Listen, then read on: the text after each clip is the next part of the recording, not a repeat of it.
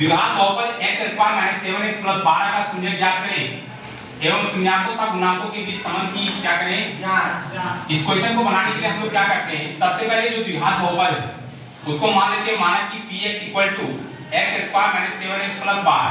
अगर ये x है तो यहाँ पर x मानेंगे, अगर t रहेगा तो यहाँ पर t मानेंगे, अगर u रहेगा तो यहाँ पर क्या मानेंगे u।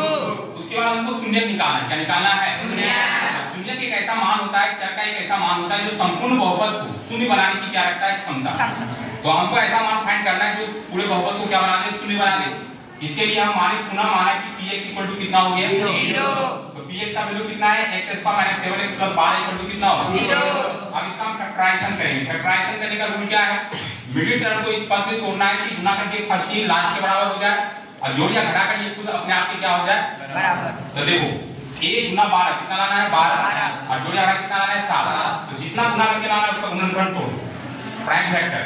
तो 12 का तोड़े 6 दूनी 12 3 दूनी 14 2 दूनी 4 3 तो 4 3 7 चलिए कितना होगा 12। तो तोड़ दिए x square minus 4x minus 3x plus 12 equal to कितना होगा 0। x कॉमन लिए तो x माइनस 4 बचा, माइनस 3 कॉमन लिए तो x माइनस क्या बचा 4 इक्वल टू 0। फैक्टर में ये दोनों हमेशा बराबर होगा, ठीक है। अब एक बार x माइनस 3 लिख दिए और एक बार x माइनस क्या लिख दिए 4 इक्वल टू कितना हो गया 0। x माइनस 3 को अलग 0 किए, x माइनस 4 को अलग 0 किए, यहाँ x इक्वल टू कितना निकल गया 3 और x इक्वल टू कितना निकल गया 4। अब देखो तो ये अल्फा और ये क्या होगा बीटा। मेरे पास दो शून्य का गया 3 और 4। अब हम क्या करेंगे, जांच करेंगे। क्या करेंगे, जांच के लिए x square minus 7x plus 12 equal to कितना है 0। ये इसका कंपैरिजन हम किससे करेंगे, x square plus bx plus c से करेंगे।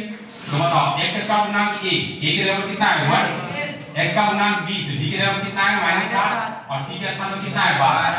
तो पहले हम सूत्र से निकालेंगे alpha plus beta equal to minus b बटा a।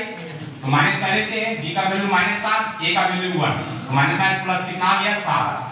Alpha into beta equal to c बटा a, c का वैल्यू 12 a का वैल्यू 1 12 बटा 1 कितना हो गया 12।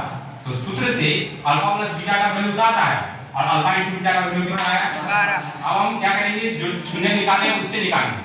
तो अल्फा प्लस बीटा, अल्फा का वैल्यू 3 और बीटा का वैल्यू 4 तो 3 4 कितना होगा 4। अल्फा इनटू बीटा, अल्फा का वैल्यू 3 और बीटा का वैल्यू 4 तो 4 से कितना होगा 12। बताओ दोनों बराबर हुआ कि नहीं। तो इस तरह से मेरा क्या हो गया, जांच हो गया। समझ में आया। तो इस टाइप का क्वेश्चन अगर आ गया परीक्षा में तो इसी टाइप से बनाना है। समझ में आया सब, ठीक है। आप हम लोग का काम है कि ऐसे क्वेश्चन को प्रैक्टिस करना है, ठीक है। चल